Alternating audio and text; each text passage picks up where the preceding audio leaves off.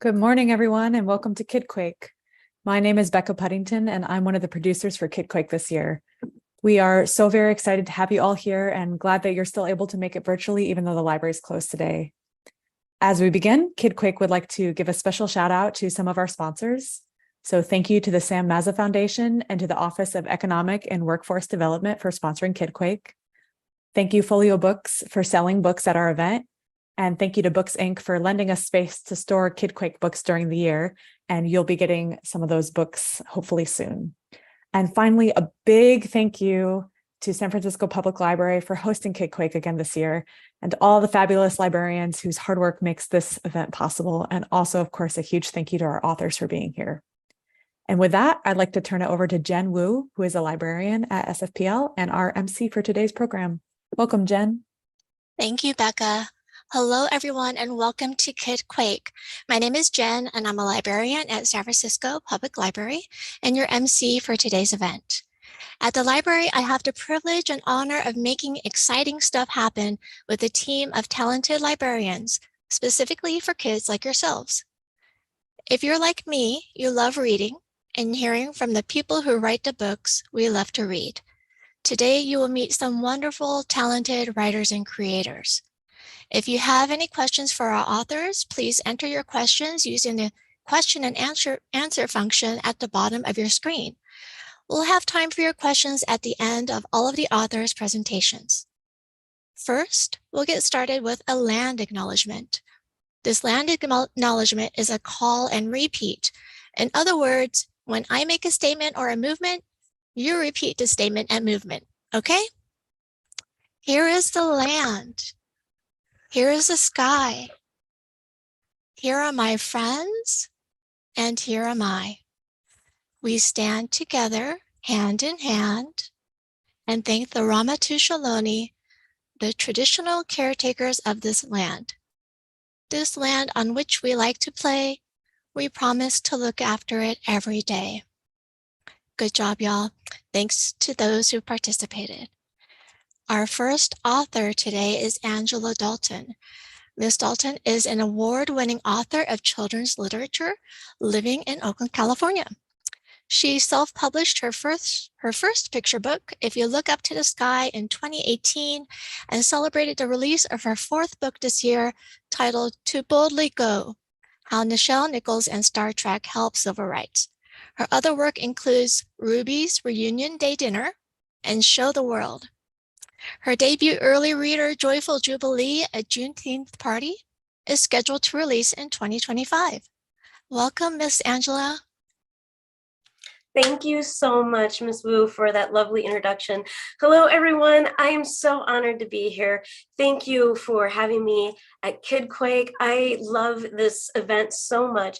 I am coming to you live from Oakland, California, and I'm really excited to share my writer's journey with you all today. So let's get started. Whenever I do presentations, I like to take questions that I've been asked by kids from my author visits and put them into a presentation because it helps me to share my journey. Those questions that you're just dying to have answers to, and especially if you're an aspiring writer yourself.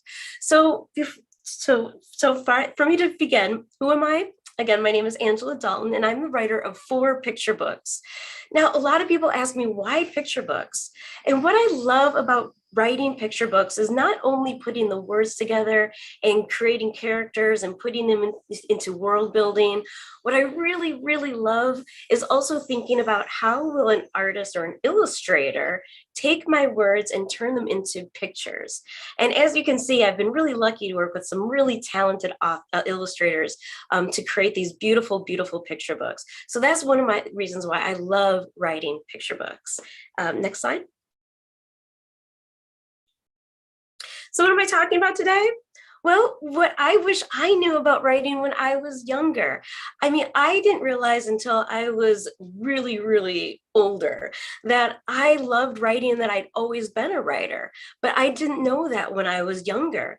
And so I love sharing that with kids, like all the things that I've learned since I became a writer. And I'm also going to share some stuff about how to write well too, because I promised the teachers and librarians that I would. So next slide. What did I do before I became a writer? Well, I went to college. I went to University of Minnesota, Twin Cities Journalism School, and I quickly realized I was not a good journalist. And so after I got out of college, I tried to figure out what I wanted to do. And I knew that I loved everything online. I loved like playing video games and just being on websites and stuff. And so I decided to be a digital producer. And what I realized was that just building websites was really boring, because as a digital producer, what you do is you find the creatives and you find the developers who develop the websites, you bring them together and you get projects done. And I just really didn't enjoy doing that. So after a while, I became a mom, which was a super cool thing to do. That's like my favorite thing that I've become, is a mom. And I loved hanging out with my son, but then he became a little bit older and went to school. And so then I decided it was time for me to get back to work. And I became an online game producer. And what you can see as an online game producer are these two things to the right on my slide. Basically, I would work with television shows and we would create online games and activities. And they were really cool. And my son said that I was the coolest mom ever, because he got to test all the video games, online games that I did. But I like to show this slide because I like telling kids that as a writer, it's not just about writing books. Being a writer, you can do so many things, like creating video games. So I like to tell kids that, like, it's not just about writing books. There's a lot of things that you can do as a writer. Next slide.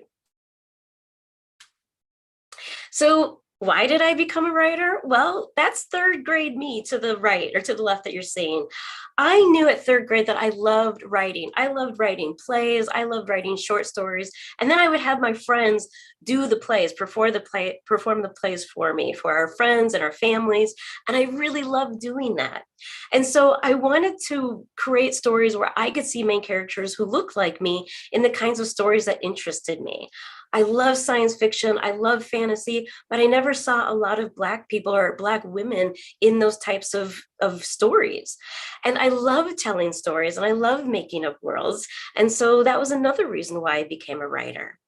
And then not only as a kid, but even as an adult now, writing gives me a sense of participating in my community. I love coming to events like this and sharing my story of not just the books that I write, but why I became a writer, because I know there's a lot of you out there who want to become writers too. And then even though writing is hard work, it's so much fun. It's really rewarding when you go through the hard work of writing a story, of writing a book, and at the end of it, you know you've accomplished something. And that leads me to one of my favorite quotes, and I hope that you'll remember this. And this quote is by Amari Baraka, a writer and activist, and that is that art is whatever makes you proud to be human. That's so important, that we find the things that are important to us that we can share into the world, that are appreciated and that we can be joyful about and be proud about. So I hope whatever your creative expression is, that you will put it out into the world and it makes you proud to be a human. And next slide. So a lot of kids will ask me, ideas, where do your ideas come from? Because writers, we have lots and lots of ideas, which I'll show you in just a little bit. Next slide. I like to start my stories with a question. You know, a lot of times it's like, what is a mystery that you'd like to solve? That's a way that you can come up with an idea for a story. And so the next slide will show that writing is kind of like solving a mystery. You know, it's the who, what, when, where, and why, and how. So like, for instance, Harry Potter. The question that could be asked there is, what if a kid found out he was a wizard?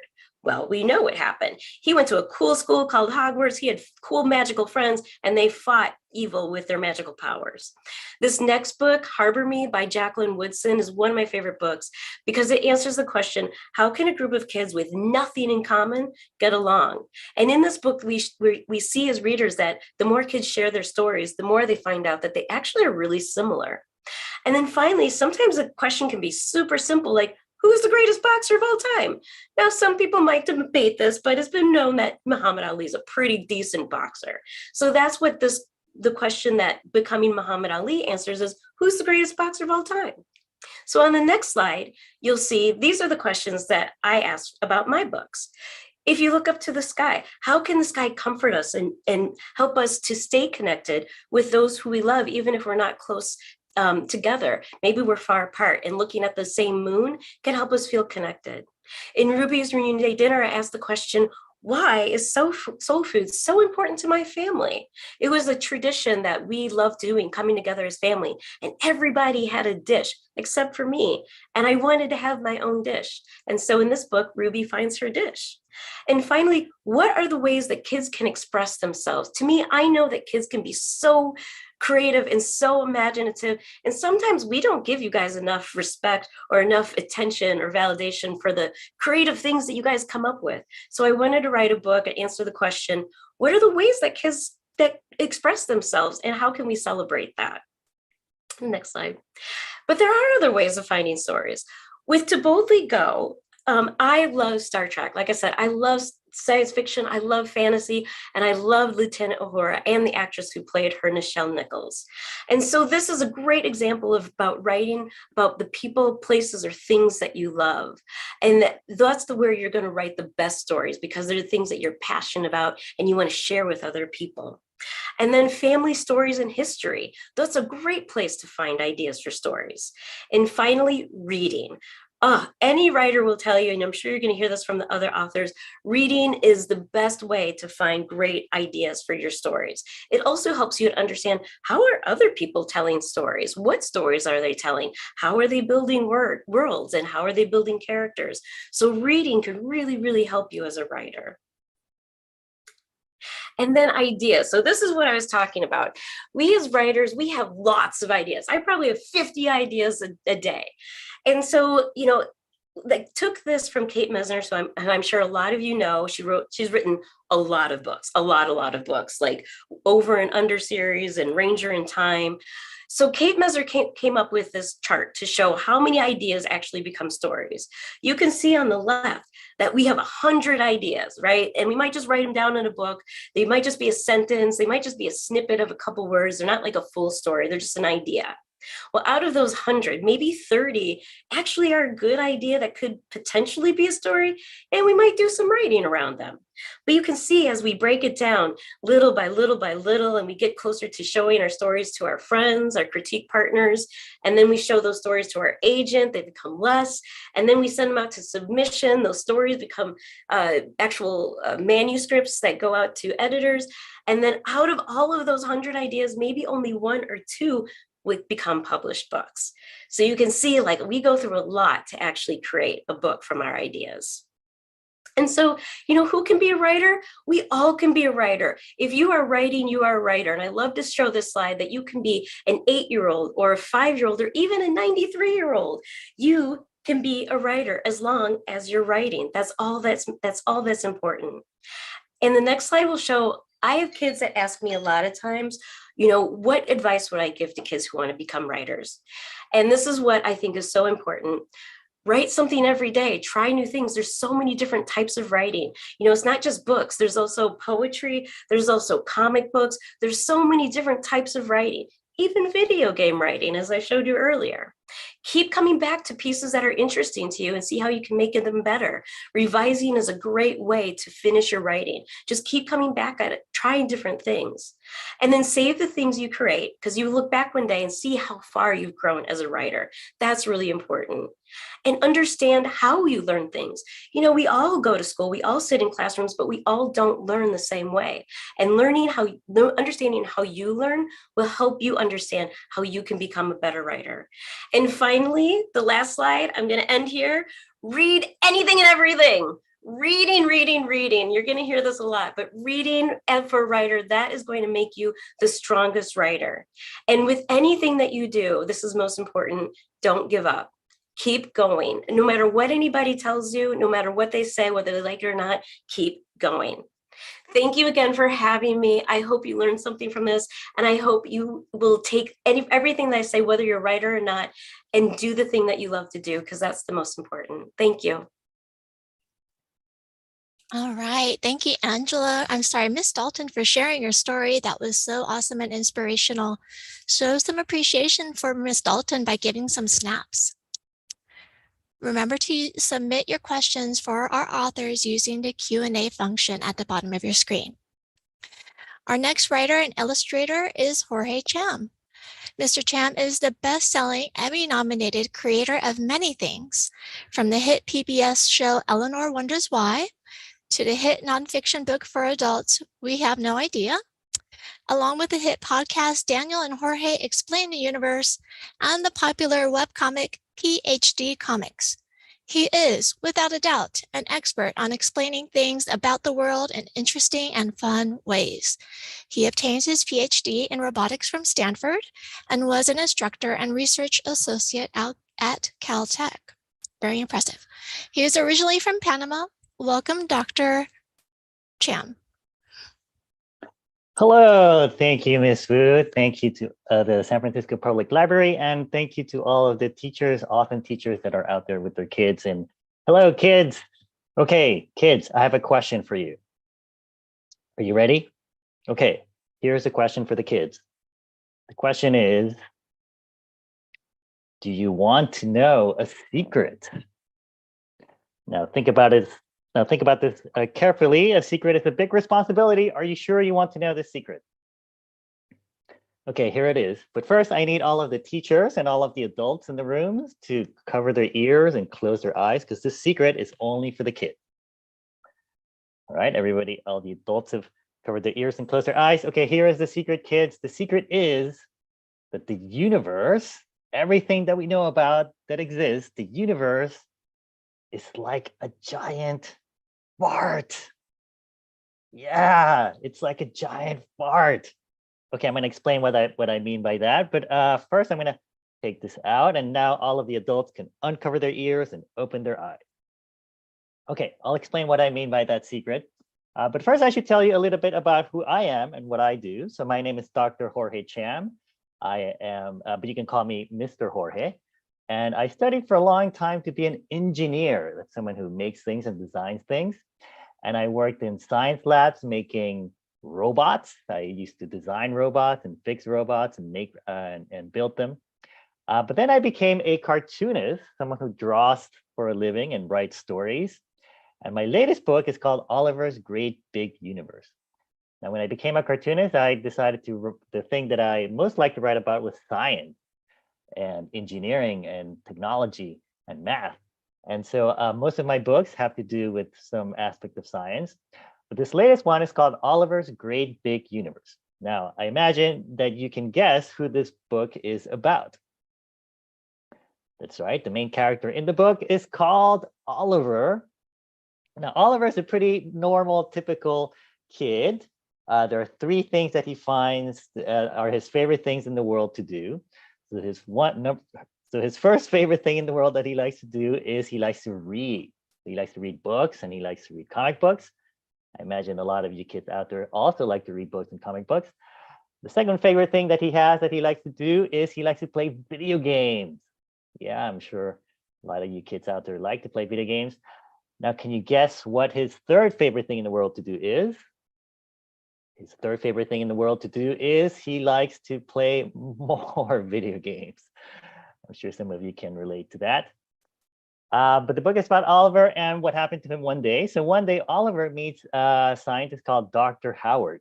Dr. Howard inspires Oliver to one day when he grows up to become an astrophysicist. Now, if you've never heard that word before, that means just someone who studies the universe and thinks out there in space. So astro means space, physics means how things work. So Oliver was inspired to become an astrophysicist. The only problem is that he doesn't know what an astrophysicist actually does, or he doesn't know much about the universe.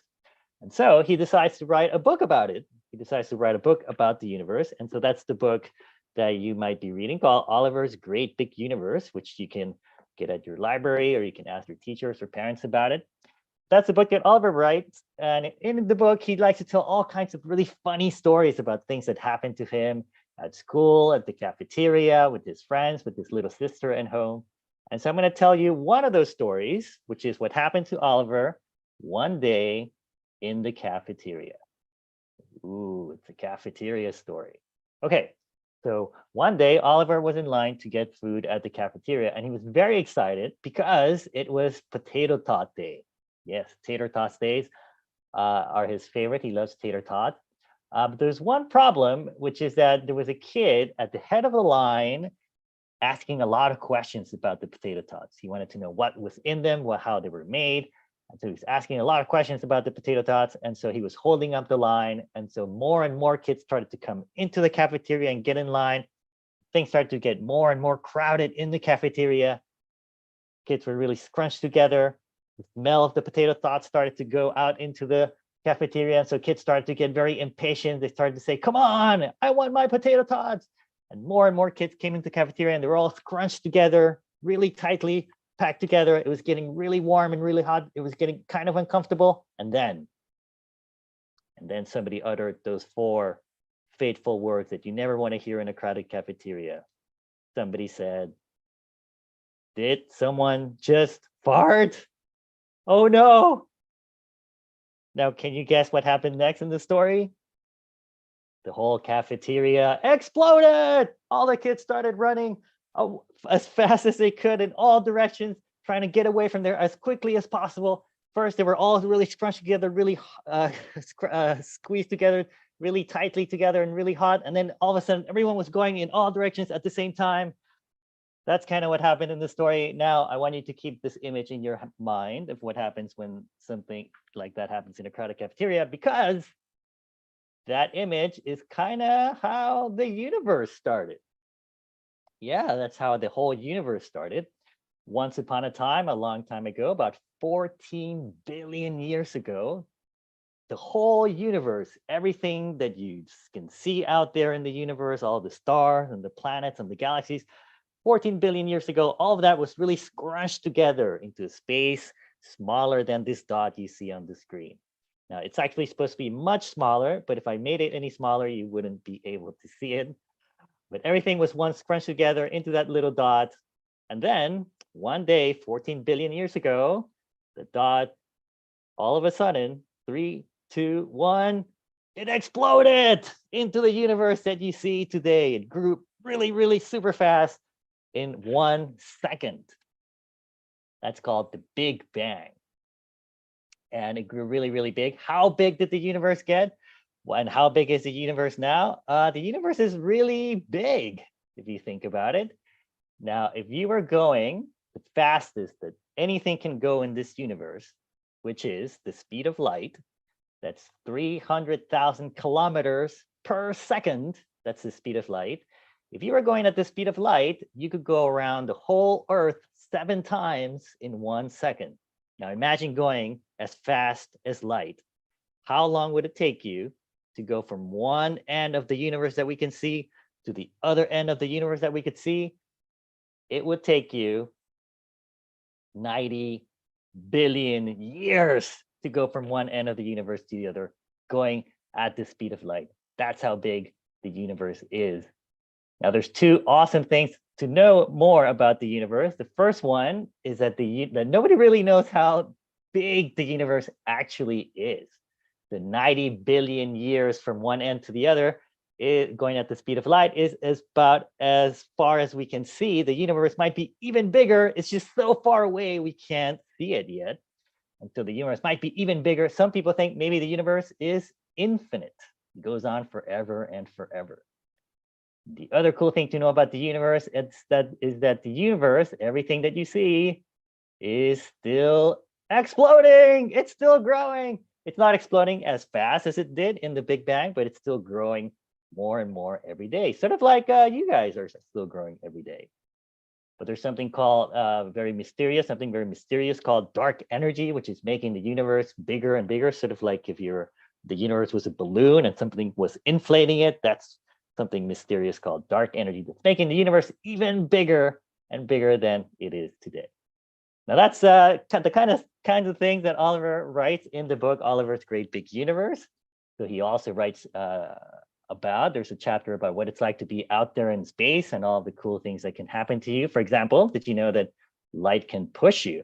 So if you were out there floating in space, and someone shine a flashlight on you, it would actually push you a tiny little bit, because light can actually push you out there in space. He also has a chapter about black holes and how interesting and mysterious they are. Black holes are weird because they kind of look like a hole in space.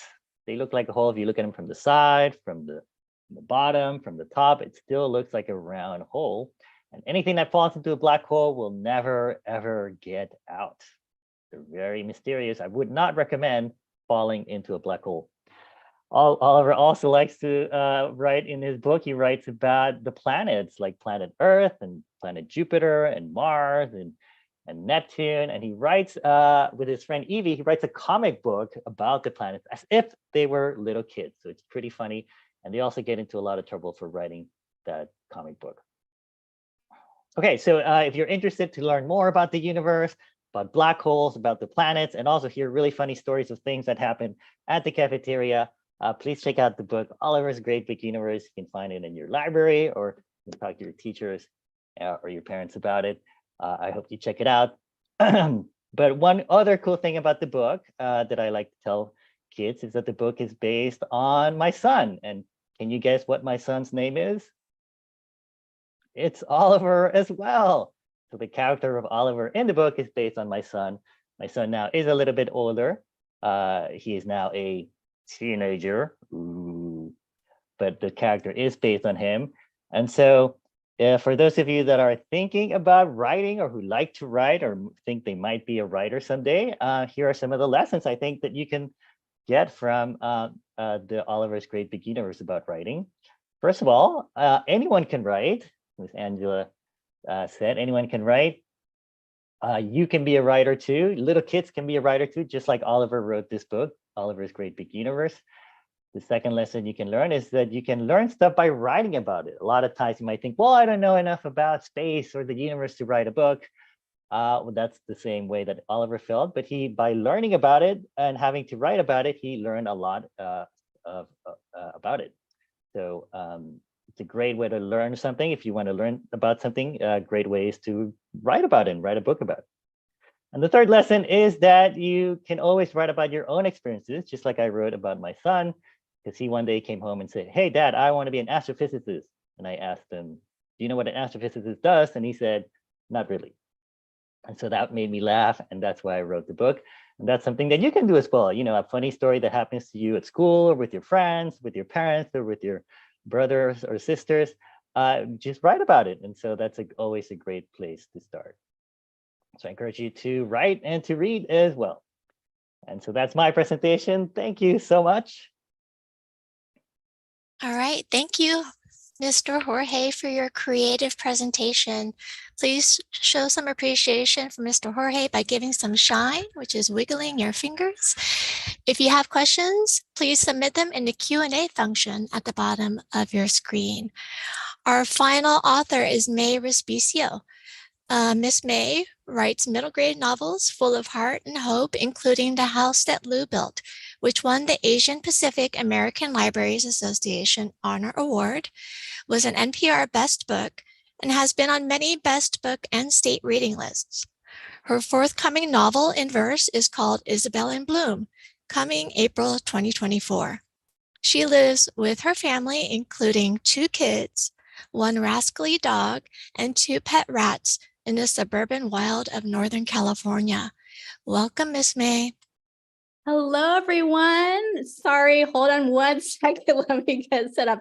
Yay, there we are. Good morning, everyone. I'm so excited to be here with you today. My name is Mae Respicio. This is my dog, Riggs. I had to put him in a different room because he goes bananas when I'm doing Zoom. So happy Filipino American History Month as well, by the way. So this is how you pronounce my last name. And I'm an author here in the Bay Area. I write nonfiction books. I write novels for readers like you. I've written for TV news stations. I've written for newspapers. I've written all kinds of things. So pretty much my entire life, I have known that I wanted to be a writer.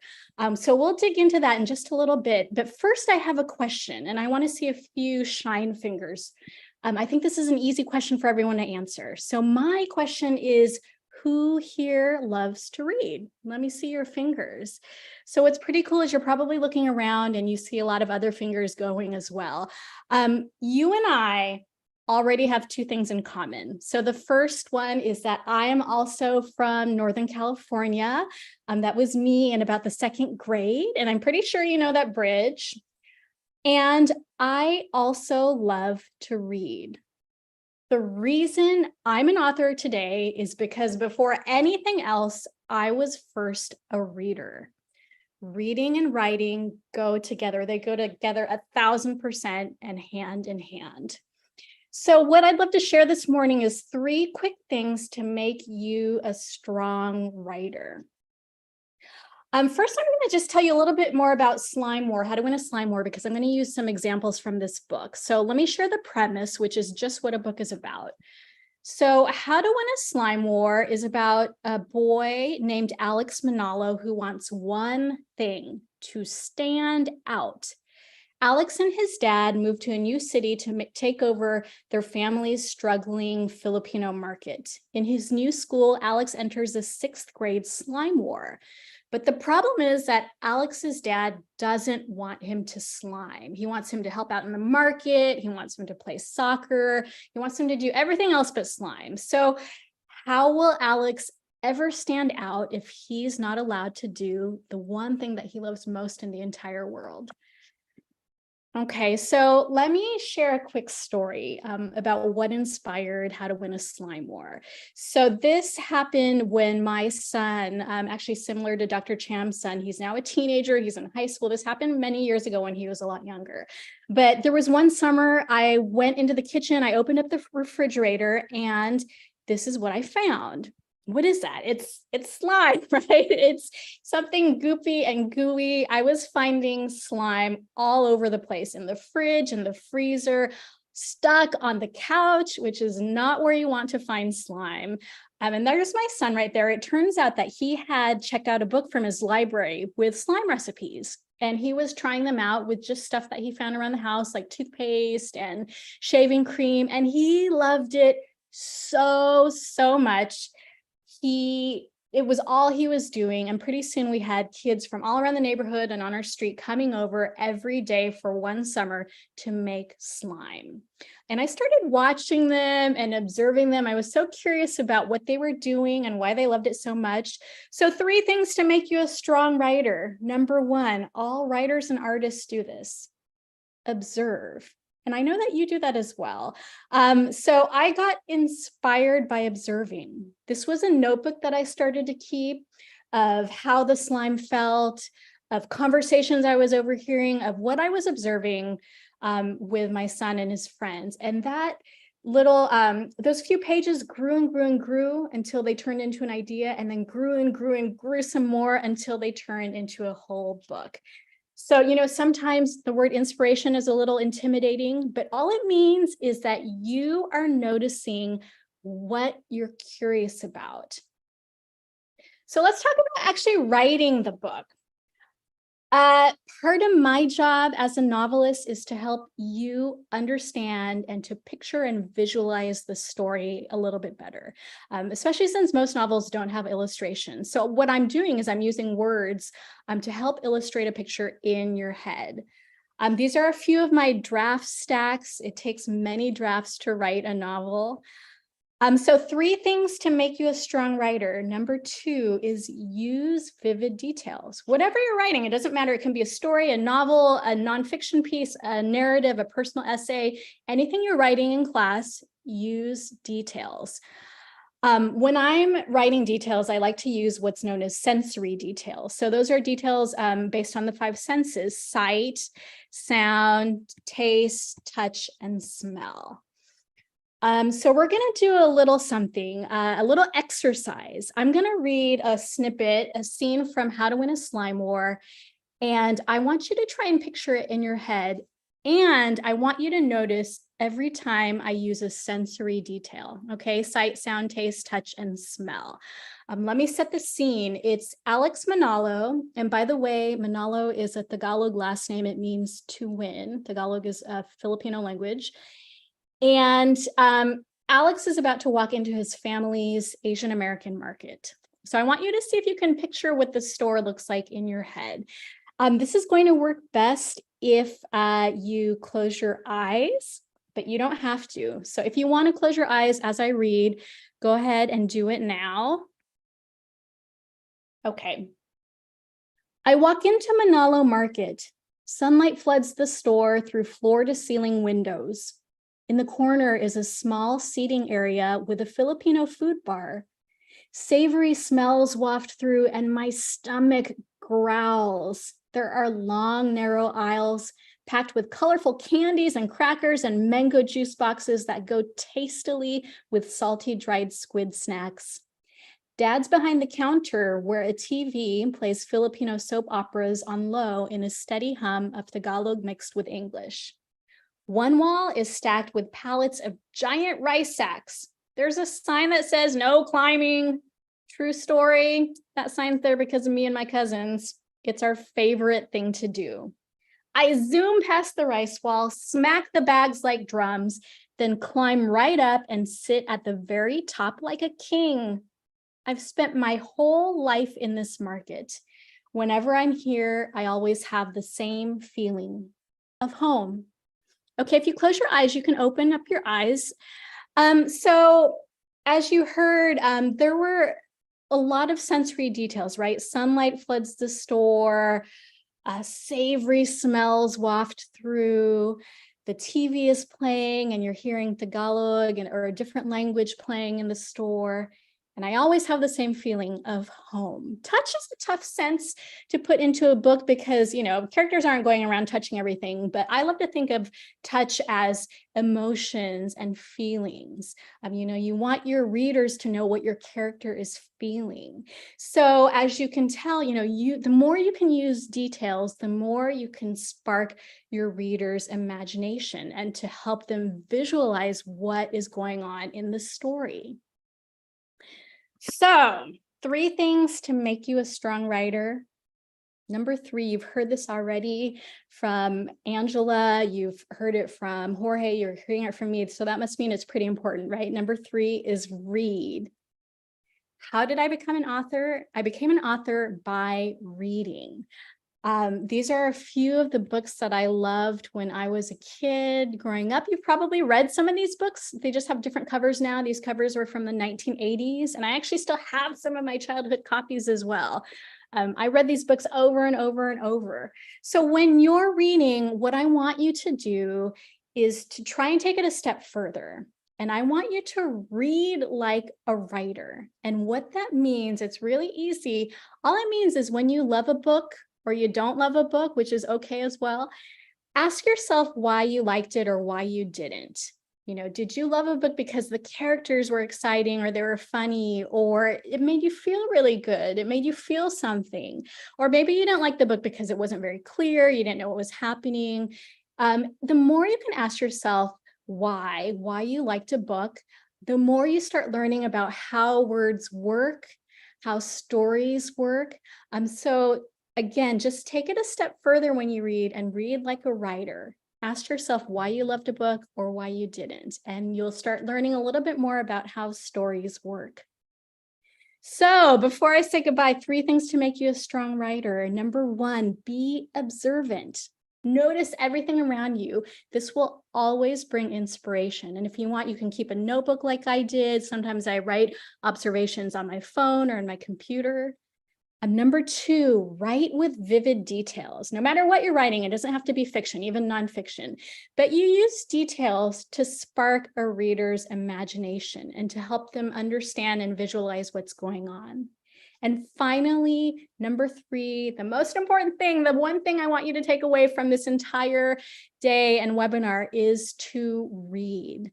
Read whatever you like, whatever brings you joy, whatever makes you happy, whatever makes you laugh, whatever makes you cry. Read and reread and just keep reading. So that's all. Thank you so much, San Francisco Kidquake. I really appreciate it. And really quickly, teachers, if any of you would like reading or discussion guides for any of my books, please feel free to contact me via my website and I will send it right on to you. Thank you, everyone. Thank you, Mae. That was a stellar presentation. Thank you so much. Show me some finger hearts if you feel inspired by Angela, Jorge, and Mae today. Thank you so much. We have some time for a few questions. I hope you all were able to submit some questions using the Q&A function on your computer. And so the first question is from Gordon J. Lau, and this goes to all 3 of our authors, Angela, Jorge, and Mae. What or who inspires you to write? Would you like to go first? We could go Angela, Jorge, and Mae. We'll go in that order. How about that? Okay, who inspires me to write? I'd say definitely my son. I hope that he's proud of me, that I've written these books and they're out into the world, and that they are representative, and the kids, that they're offering representation to Black children to see themselves as heroes and main characters in books. So my son definitely inspires me to write. Yeah, for me, I think my biggest inspiration for writing is you, the reader, all of the kids that are out there that might read the book. That's, I think, what really inspires me and motivates me to write, because, I want to write something fun and amazing for you to learn, to read, and for you to learn about the things like the universe, or things like the planet Earth, or the whole world around you. That's, I guess, my main inspiration. And of course, this book in particular was inspired by my son, Oliver. And for me, same thing. I think a little combination of Dr. Cham and Ms. Dalton's answers. My family, all of you as readers. This is actually a picture of me when I was growing up. I danced in a Filipino dance troupe for a long time. And so my history growing up Filipino American inspires so many of my stories. So, take whatever you find inspiring to you. And those are all wonderful ways to spark different ideas for your books. Great, thank you. And along the lines of family and representation, what is the first book you read where you saw yourself in the characters you were reading about? And we could go Jorge, Mae, and Angela. How about that in that order? Yeah, what was the first book that I saw myself when I was reading it? I used to read a lot of comic books as a kid, and I still do, and a lot of comic strips.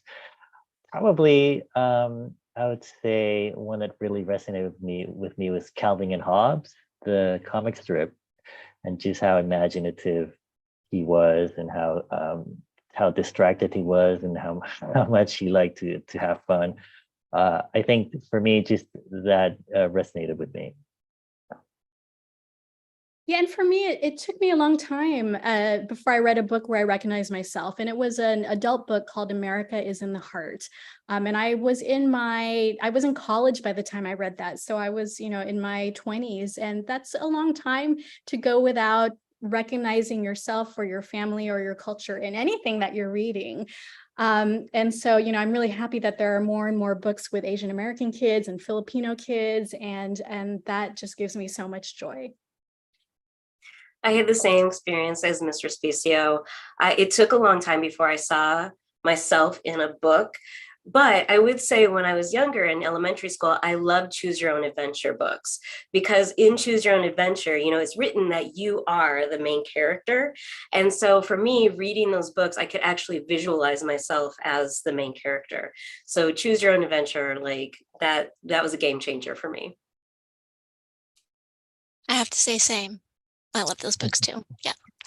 I think we will do a lightning round of 3 very super serious questions, but short answers, please, because we are limited in time. So who is your favorite author? What is your favorite book? And what's your favorite snack? So very serious questions. We'll go Mae, Angela, and then Jorge.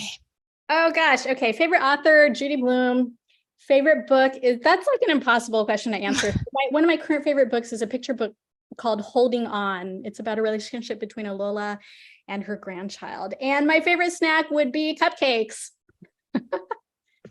Okay, favorite author, Dr. Maya Angelou. Favorite book, I Know Why the Caged Bird Sings, because it was the first book that I actually saw a Black girl as the main character.